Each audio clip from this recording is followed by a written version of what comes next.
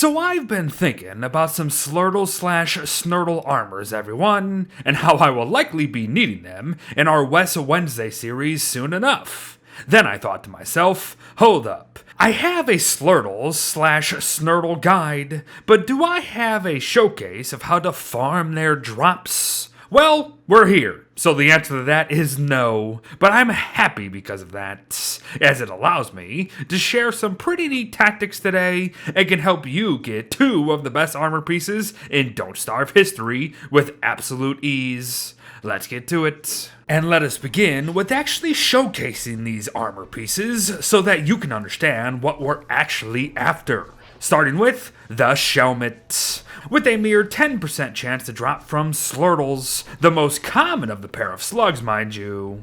The Shelmet not only shares the same durability as a Wigfrid Battle Helm at 525 total, it boasts a damage protection of 90%. And in terms of head armor, across all of Don't Starve, mind you, that is the highest there is, and is tied only with a Thule Sight crown for Pete's sake. It is good. It's real good. And that is why it's so bloody rare, mind you. Oh, and enjoy some wetness resistance on top of it all as well. But nothing can hold its own against Snurtle Shell armor, everyone. As Snurtle Shell armor is bloody incredible. But hold up, Beard. While it may have more durability at 735 overall, that very flimsy 60% armor is tied with the grass suit for bloody sake, the lowest there could be. And that's awful. You're right, it is, friends, but you don't wear Snurtle Shell armor for its armor. You wear it to hide. No, seriously, we can hide within the armor to avoid 100% of any incoming physical damage. Heck, the animation doesn't even have to finish for it to work, so start hiding before a hit and attack so quickly that you might not even know what you're doing and you'll still be golden. But that's not all. Snurtle Shell armor also protects us against any electrical damage from electrified volt coats, for example, can prevent us from losing items via hits taken from frogs, or of course being disarmed from Bearger, as we're literally hiding from his attack in the first place, shields us from the freezing abilities of both Deerclops and Blue Hounds, plus acts as a bush hat to round it all off. For you see, not only can we start to hide from an encounter and then have whatever was attacking us de-aggro after 5 seconds, we can just simply hide from mobs that haven't aggroed on us in the first place. Heck, even shadow creatures naff off eventually. So oh yes, Snurtle Shell armor is where it's at, folks. And it is way easier to get too. But where do we get it? Well, the wild, my friends. Sort of, that is. Now, I consider the wilds proper to begin at the lichen pillars and such, and call the surrounding muddy turfed areas of the caves the outskirts of the ruins. So then, that is where we need to be. And if you're on muddy turf, I would say you're on a good path, so just keep looking around. But yes, Slurtle mounds can still spawn elsewhere, even in mush tree forests at times. The thing is, though, we need a good number of mounds to keep things very efficient, so the outskirts are going to be our best bet no matter what. But good luck.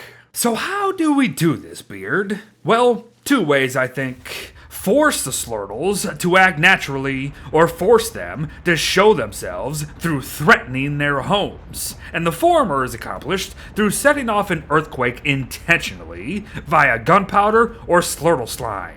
Why, you ask? Because Slurtles and Snurtles will then leave said homes to eat whatever minerals have fallen from the quake. And this is actually what eventually provides Slurtle slime for us while we play the game, but that's a whole thing. However, this is not the way to do this, in my opinion, everyone.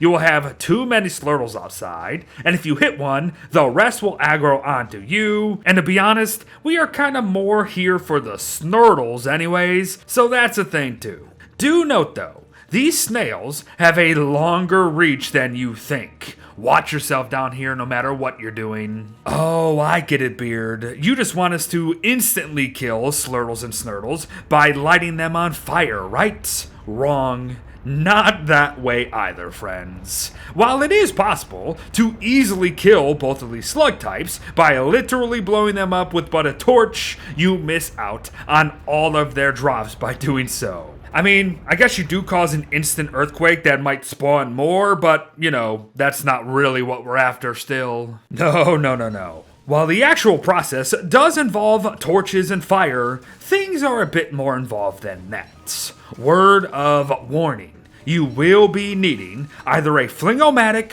or Ice Staff to suppress all the fires we will be starting here soon.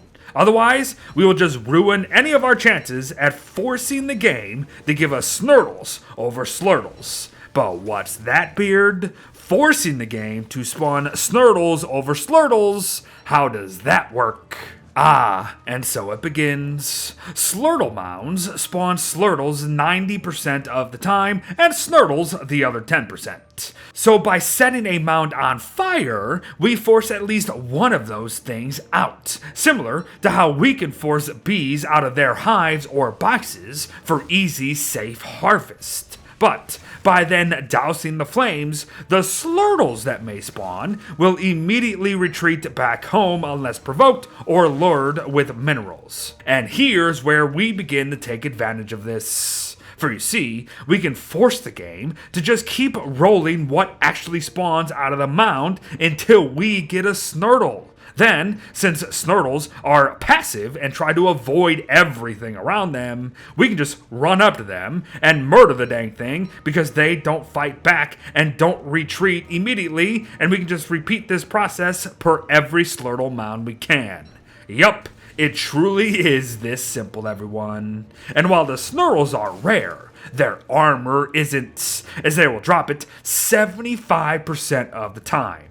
Absolutely glorious, and weirdly easy, actually. But Beard, those Shelmets you showcased do seem quite worth the time too. Is there any way to make getting them as easy as the shells? Actually, yes, but it will require some doing on our part. We will be needing a long-forgotten weapon in this game called the Tail O3 Cats, everyone. So murder some cat coons for a 33% chance at getting a cat tail, and then kill some tentacles for a 20% chance at getting tentacle spots to make you one. And thankfully, you probably will only need one. But why such a specific weapon, Beard? Well, because the Tail O3 Cats' ability to cause mobs to lose aggro works tremendously well against Slurtles, as not only does the whip do exactly as it's supposed to do, it forces the slugs out of their shells to boot.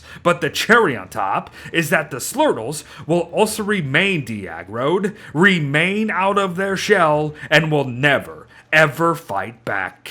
Seriously. One quack from this dang whip makes all the Slurtles you're fighting absolutely harmless, leaving you to just stand there and whack it across the head with ease and hopefully get easy Shelmets over and over and over again. Good luck. But yes, alright to all of those who never take context into account with these videos, here is the extra loot we will be getting if we go about killing these mobs in this way, even though this isn't a guide on these mobs specifically. They both drop broken shells, used for potted ferns, the seeded pack, and the turf found on Pearl's Island, and both drop Slurtle slime, which is just gunpowder, but natural and weaker. There you go. And there you have it, everyone. Not a guide on Slurtles or Snurtles per se, as I said, just more of an additive set of information to go along with our previous video on the slimy slugs. If this looked easy, it's because it is, folks. Deceptively easy, sure, as I know people struggle with the caves, but if you can just manage to find a set of at least 3 to 4 mounds and then set up the proper equipment, you could walk away with arguably the best armor in this game with ease whenever you want it, really. So get to it. Thanks for watching, folks. Well wishes to all. Shell up. And I'll see ya in the next one. Bye-bye.